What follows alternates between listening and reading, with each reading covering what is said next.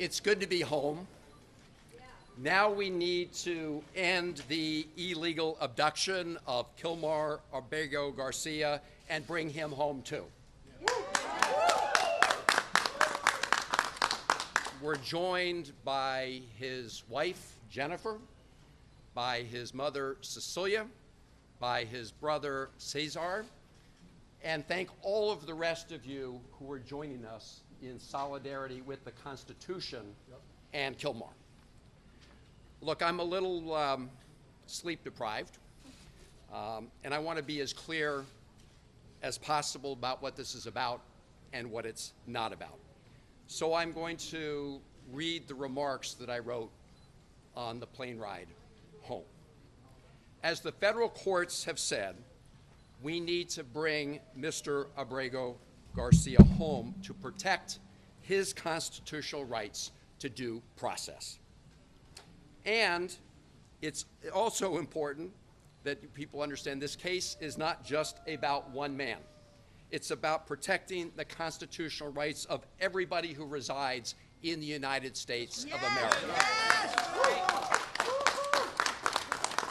If you deny the constitutional rights of one man, you threaten the constitutional rights and due process for everyone else in America. The Fourth Circuit put it very clearly in its strong opinion yesterday, and I quote, "It is difficult in some cases to get to the very heart of the matter, but in this case, it is not hard at all.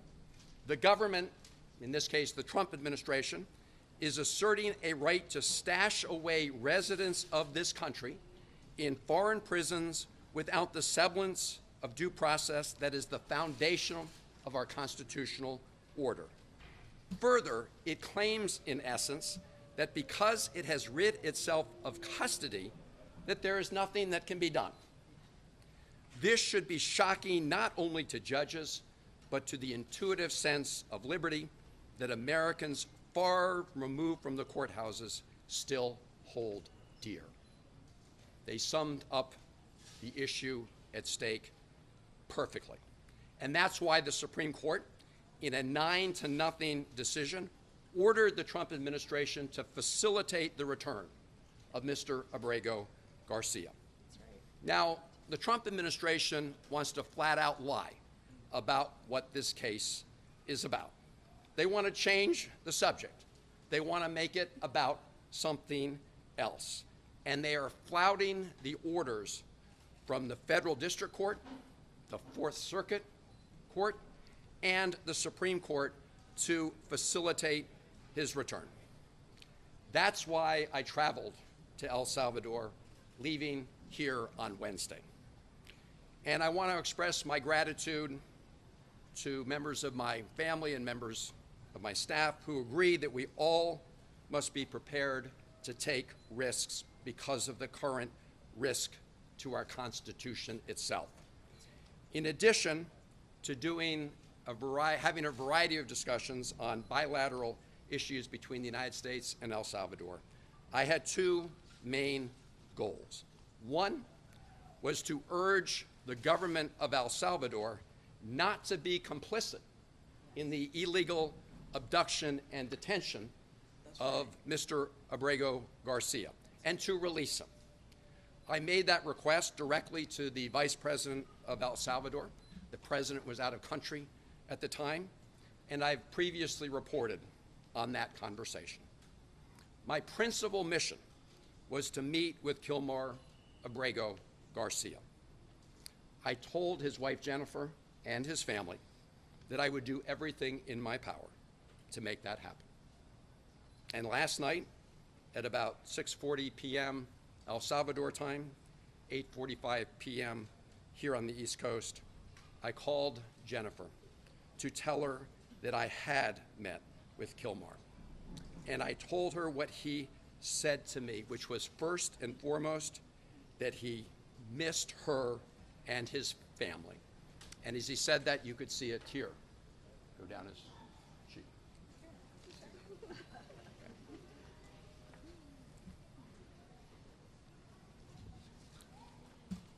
Now, getting a meeting with Kilmar was not easy. On Wednesday, I met with the Vice President of El Salvador and asked if I could meet with him. The answer was no. I asked if I returned the following week whether I could meet with him. The answer was no. I asked if I could call him on the phone. The answer was no. I asked if his wife Jennifer could call him on the phone. The answer was no. No to his wife, no to his mother, no to his lawyers.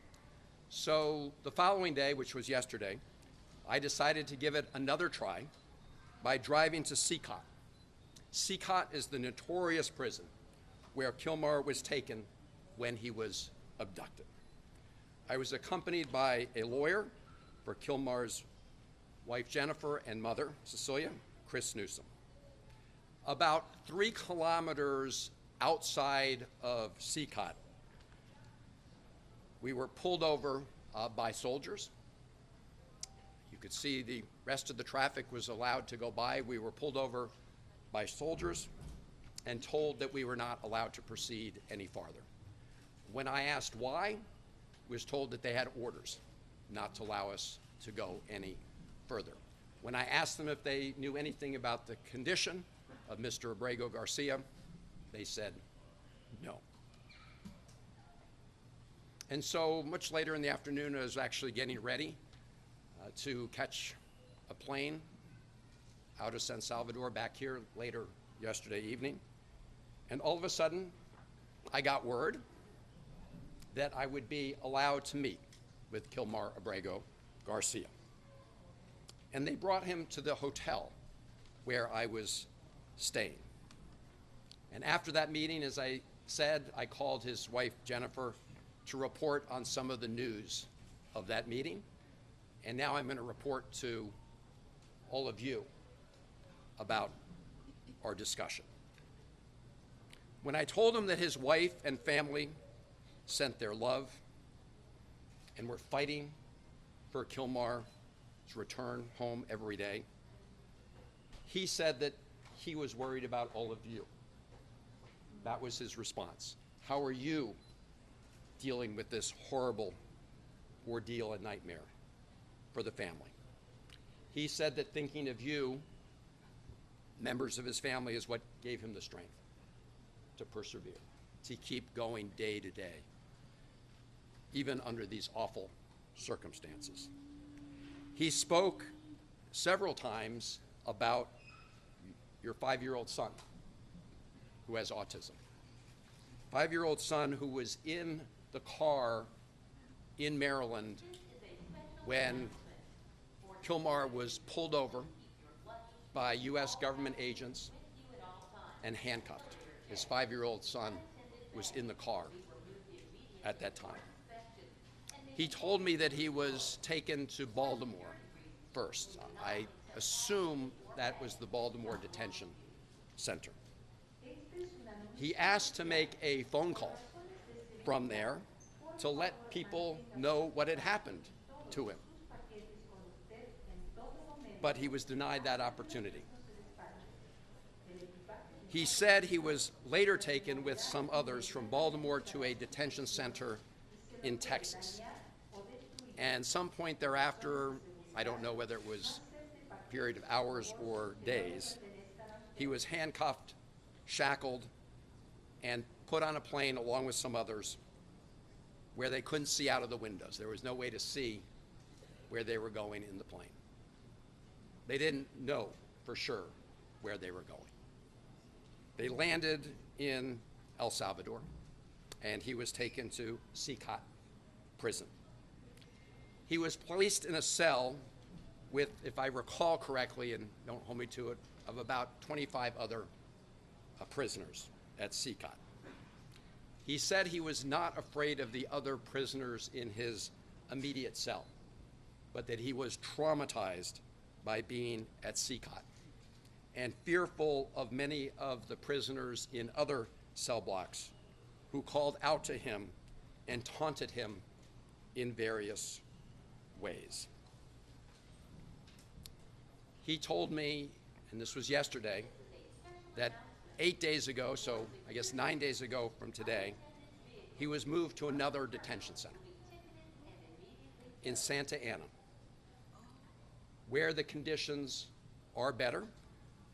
But he said despite the better conditions, he still has no access to any news from the outside world and no ability to communicate with anybody in the outside world. His conversation with me was the first communication he'd had with anybody outside of prison since he was abducted. He said he felt very sad about being in a prison because he had not committed any crimes. When I asked him what was the one thing he would ask for in addition to his freedom, he said he wanted to talk to his wife, Jennifer. I told him I would work very hard to make that happen. I told him that in addition to his family, that all of you who are here today were fighting to bring him home. I told him that his brothers and sisters in his union, the sheet metal workers union, were fighting to bring him home. That brought a smile to his face. I told him that millions of Americans understand that what is happening to him is a threat to their own constitutional rights.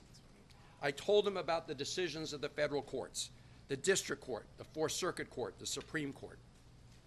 And I think that in addition to knowing that his family was fighting for him, all of that gave him strength, the fact that all of you here were fighting for him.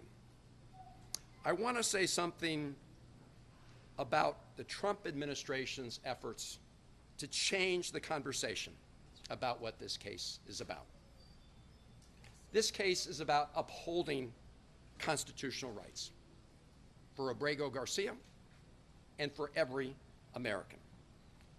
The President Trump and the Trump administration wants to say that those who are fighting to stand up for our Constitution don't want to fight gang violence. That is an outright lie. That is a big, big lie. I, for one, have been fighting against transnational gang violence, especially MS-13, for over 20 years, probably for longer than Donald Trump ever uttered those words, MS-13. Over 20 years ago, I worked to establish an anti-gang task force, a regional anti-gang task force in the Maryland, Washington, D.C., and Virginia area. I did it in a bipartisan way with then Congressman Frank Wolf and Tom Davis. And we have made substantial progress in this region. We have a long way still to go, but those efforts have resulted in progress. So I say to the President and the Trump administration, if you want to make claims about Mr. Abrego Garcia and MS-13, you should present them in the court, not over social media. That's right. That's right. Not at press conferences where you just rattle stuff off. Because here is what the federal district court judge said about exactly this issue. This is Judge Zinnes. So she is the federal district court judge in the District of Maryland, where the case first appeared. This is a quote from her opinion. Defendants, and in this case, this is the Trump administration she's referring to, have offered no evidence linking Abrego Garcia to MS-13 or any terrorist activity. And vague allegations of gang association alone do not supersede the express protections offered under the INA, unquote. She emphasized this point, and I'm quoting, "No evidence before the court connects Abrego Garcia to MS-13 or any other criminal organization," unquote. In other words, put up in court or shut up.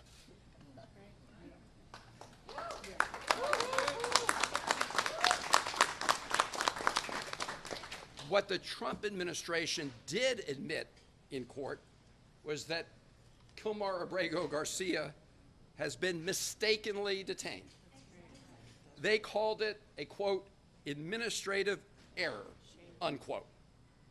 An administrative error that has resulted in him being abducted off the streets of Maryland and put into prison in El Salvador, that has deprived him of his personal freedom and liberty. But rather than fix this grievous error that they agreed had been made in court, what did the Trump administration do? They upbraided and fired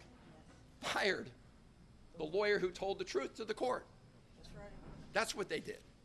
They didn't fix the error. They fired the lawyer who told the truth about this awful, egregious mistake. And now, despite the fact that the Supreme Court has ordered the Trump administration to fix that error, that has deprived Mr. Abrego Garcia of his liberty, they are flaunting, the administration, the Trump are flaunting the court order to facilitate its return. And the government of El Salvador is complicit in that illegal scheme. Yes.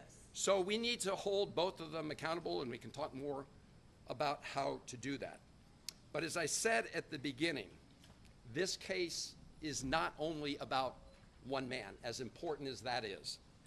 It is about protecting fundamental freedoms and the fundamental principle in the Constitution for due process that protects everybody who resides in America. This should not be an issue for Republicans or Democrats.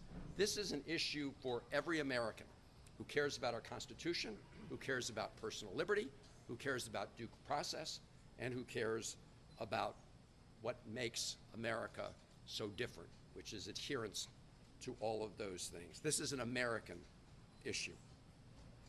Now I just want to take a moment. I hadn't planned to do this, but as I was landing on the airplane, I got a transcript of some questions President Trump was asked at the White House today about what I would call Margarita Gate. I don't know if you guys have been following this, but President Bukele, after I met with Kilmar, did this tweet showing us at a table with these two glasses. So here's what happened. When I first sat down with Kilmar, we just had glasses of water on the table. I think maybe some coffee. And as we were talking, one of the government people came over and deposited two other glasses on the table with ice, and I don't know if it was salt or sugar around the top, but they look like margaritas. And if you look at the one they put in front of Kilmar, it actually had a little less liquid than the one in front of me, to try to make it look, I assume, like he drank out of it. Let me just be very clear. Neither of us touched the drinks that were in front of us. And if you want to play a little Sherlock Holmes, I'll tell you how you can know that.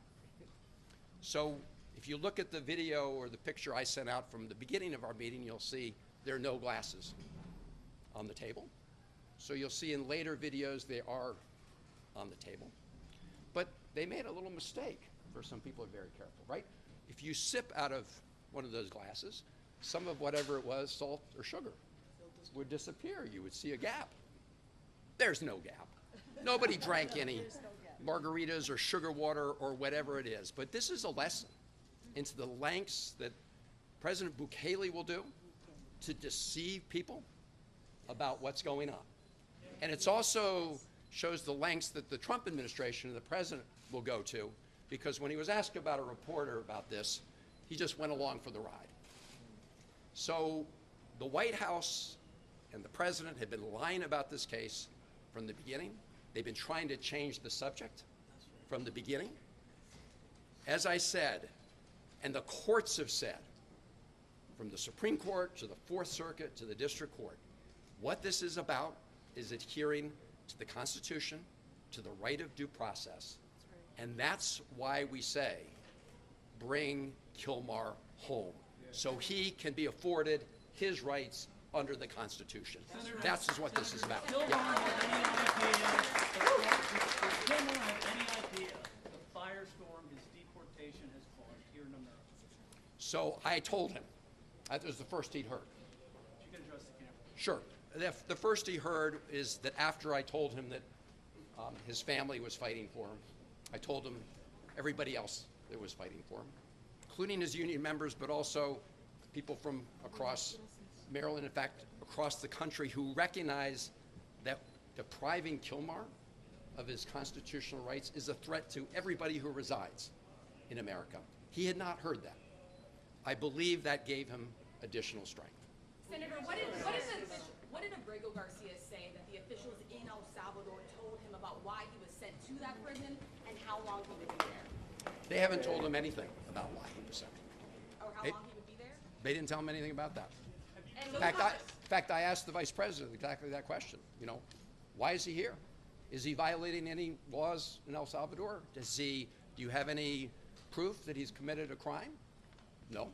Why is he here? Because the Trump administration is paying us to keep him here. did he say what he heard from other migrants that were also there, that were also deported to that prison? Did what? I'm sorry. Did he say what he had heard from others who were also deported to that prison? He did not know about what was happening in the outside world.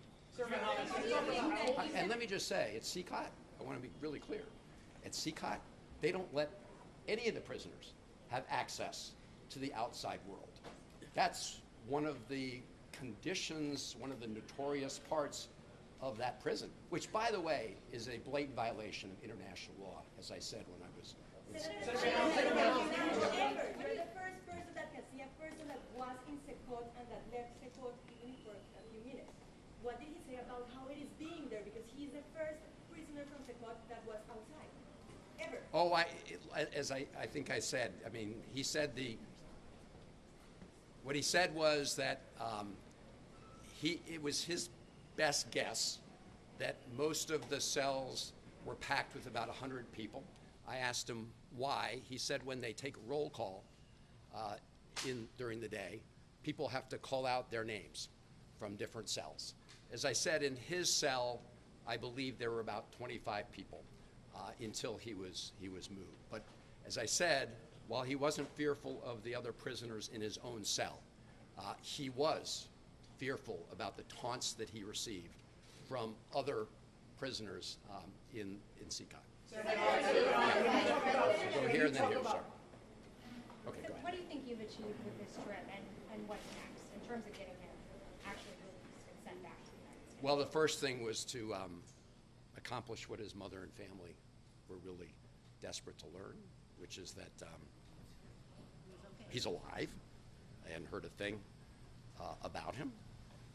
That for someone who's, he's obviously in a terrible situation. As I said, he's experienced trauma. He said he's sad every day.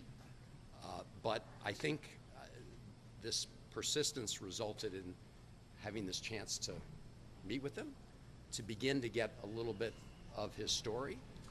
And I think it is the first step to ultimately bringing him home as the Constitution requires. Go here. Did you have a sense of his health, his well-being? Did you sense, get any indication that he'd been abused? I did not get that sense. Look, you never know, but I asked him if he was okay. He said yes. He said he has I think a blood pressure condition. He has seen a doctor. So, on a very cursory examination, he appeared okay. Now, I will say, just to be clear, there was some negotiation about the terms of this meeting, and we were kind of surrounded by video cameras.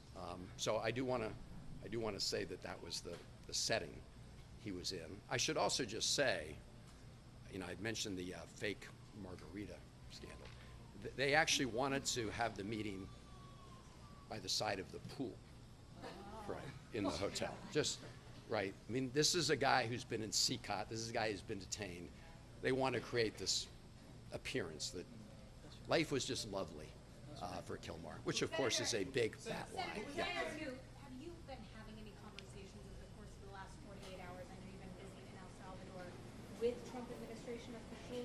Was there any indication, maybe with the administration, that they were more flexible than what they were saying publicly?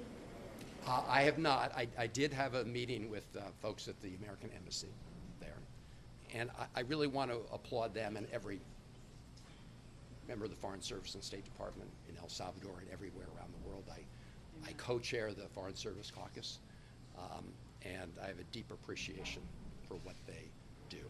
I asked them if they had received any instruction from Washington to help facilitate the release of Kilmar. The answer was no. I asked them if they had made any attempt to reach out to him. The answer was no. So it's very clear that the President and the Trump administration are blatantly, flagrantly disagreeing with, defying the order from the Supreme Court. Senator, can you talk about who from the Salvadorian government contacted you to facilitate this meeting? You mentioned that there were terms associated with the meeting. Were you told not to reveal any details from the meeting until you came back to the United States? And were you at all concerned for your safety in and around this meeting taking place, or at any point during your time in El Salvador? So I was not concerned about my safety at this meeting. And I will say, you know, obviously there's a lot of uncertainty when you're approached by soldiers and have your car pulled over to the side of the road and told you can't go any further. But I will say that the soldiers acted professionally, okay, in their encounter with me. They had their orders. They implemented their orders. In terms of, I'm sorry, what was the first part? The meeting, how the meeting came to be, who contacted you? So the meeting, they reached out to say they would meet the Salvadorian government. Look, in El Salvador, everything happens because Bukele says it could happen. And if you look at the video he sent out right afterwards with the fake margaritas, you can see that all of that was a setup, okay? So that's why. And as to how I was notified, their message was transmitted to me through the embassy. Senator, the Vice President, were you able to say anything about the agreement I'll go that the right United here, and then I'll go right there. The response from Republicans to your visit is that you care more to meet with Abrego Garcia than you do with Rachel Warren, who is the mother of a Maryland woman who died in your state. What is your response to that criticism specifically? Well, my response is that my heart goes out to the family of Rachel Warren. As I said at the time, my heart breaks for what happened to them. That should not happen to any family in America. And I'm very glad that a court of law convicted her killer and is going to punish her killer in a court of law. The reason we have courts of law are to punish the guilty, but also to make sure that those who have not committed crimes are not found guilty and arbitrarily detained. In other words, everybody has due process. So the effort by the Trump administration to try to conflate these two issues goes to the heart of what I was just talking about, their effort to change the subject. But again, to the Warren family, you know, we have 3 children. I cannot imagine losing a child and the heartbreak that caused, and it should not happen. And my heart breaks for everybody in Maryland or America who has lost a loved one to violence, regardless of the perpetrator. Senator, in your meeting with the Vice President, were you able to glean any information about the United States agreement with El Salvador related to the detention facility, the terms, how much we pay, if the government has any say whatsoever what happens inside, correct? So I didn't learn that directly from the Vice President, but I have learned about the commitments that have been made. So the Trump administration has promised to pay El Salvador $15 million to detain these prisoners, including the illegally abducted Kilmar. My best information, and it's pretty good, indicates that to date they've paid out more than $4 million of that $15 million. As to the terms of an agreement, I've not seen an agreement. I don't know whether there is an agreement that specifically spells out the terms and conditions here. I am aware that there was some document that memorialized the payments, but again, I do not know in any way if it goes through the details. Senator, what's the next step here in light of the defiance or perceived defiance from the Trump administration? What does Congress do?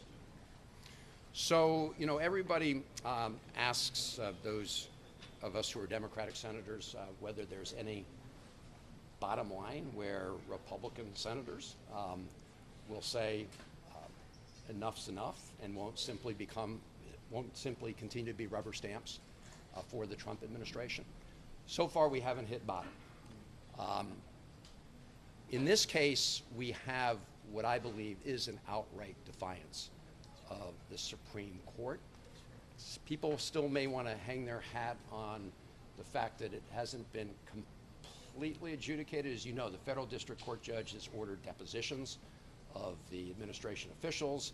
The Trump administration appealed it. That's what the Fourth Circuit decision was all about. That may well go to the Supreme Court. I don't know if the Trump administration is appealing that. So the question is there any point when the president is violating the Constitution of the United States that Republicans will stand up for the Constitution rather than just continue to do the bidding of the Trump administration? Democrats are powerless. When it comes to Congress. But let me say something on that. Not totally powerless, because appropriations need to go through the Congress. And that $15 million, you can be sure we're going to be looking for where it is, because that wasn't authorized in previous appropriations. We're operating under a continuing resolution. Now, they may try to pretend they can transfer that, but there's some indication that they were planning anyway, until now, to make that as part of their request. And you can be sure that I won't support the use of 1 penny of taxpayer dollars to keep Abrego Garcia illegally detained in El Salvador. And so as part of that process, yes, Democrats, at least in the Senate, have some sway. Now, I want to say something about the government of El Salvador. They are making a huge mistake. You know, they want to brand themselves as a country for technology. You know, the president said, you know, Bitcoin is legal tender. But now what they're branding themselves as the place for these huge prisons where people who are illegally abducted are warehoused. That is not a good look. There are also other things Americans can do with respect to economic pressure on El Salvador. People can stop traveling there. Actually, tourism's been going up. They can stop traveling there. There may be states that decide, you know, they don't want any of their pension funds invested in companies that invest in a place like El Salvador. So there are many things that can be done, and I just urge the president of El Salvador, the vice president of El Salvador, to rethink whether they want to become the place that just gets paid off for being complicit in this illegal scheme. Senator, have you talked to your colleagues? Have you talked to your colleagues who plan to go down? Okay, we're going to do two more. We'll do two more right here. Senator, why did the Salvadoran government reverse itself on allowing you to meet with Mr. Abrego Garcia after telling you no? And also, do you have a sense of why the government transferred Mr. Abrego Garcia from CCOT to this other prison in Santa Ana? Yeah. Well, I think the reason they relented is pretty clear. They were feeling the pressure. I mean, they were feeling the pressure because while I was in El Salvador, we had 2 major press conferences that included the local press who reported on this. And I think that they decided that it was not a good look to continue to detain Abrego Garcia without anybody having access to him. There's no other explanation for the fact that they said no, and then prevented us from going to the prison. So that's why. I'm sorry, what was the second part of your question? The second part, why, and welcome home. Why did they transfer him from CCOT to another prison? Oh, well, I mean, number one, I will say, my main request was to meet with him. And as I said, he's no longer at CCOT. So he's at a different prison, which is pretty far outside of San Salvador. But in addition to that, I didn't even know that. I mean, so as we all thought he was at CCOT. I mean, until I met with him, thought it was. That's why I tried to go to CCOT. So I think that's why they brought him. He wasn't brought him to see me. Do you think Senator, what actions do you have in your party taking to prevent future deportations like this? Do you think that the White House was involved at all in facilitating this meeting? Or do you think this I do not. I do not. Do you think that I have no basis for that. Have you spoken to any of your colleagues who say that they plan to go down now that the president has seemed to shut the door, let you meet with them, but he said he's going back to detention and will not return? Or have you spoken to them, and what do they hope to accomplish going forward? So I've told the Vice President of El Salvador that I may be the first senator or member of Congress to be in El Salvador, to come down to El Salvador, but I won't be the last.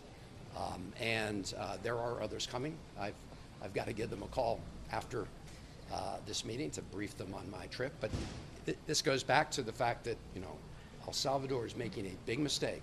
President of El Salvador is making a big mistake in being complicit in this illegal scheme. How long did you meet for? How long did you sit? We met for over half an hour. There was no an Senator, hour. what else can your An Democrat hour. colleagues do to prevent future illegal deportations like this? You Right. mentioned the International Covenant I on mean, Civil and last Political one, yeah. Rights. Yes. Do you think that, and El Salvador is a party to that, do you think that you're mentioning that as part of what facilitates? I think it could have been a factor because they are in blatant violation of that requirement, that international law requirement. Not only in this case, but actually in all of these cases, because I said the policy at that prison, CCOT, is to have no communication, not with your lawyer, not with your family, with nobody. That is a violation of international law. And as I mentioned, El Salvador is a signatory to that. Thank you all very much for being here. And most of all, thank all of you.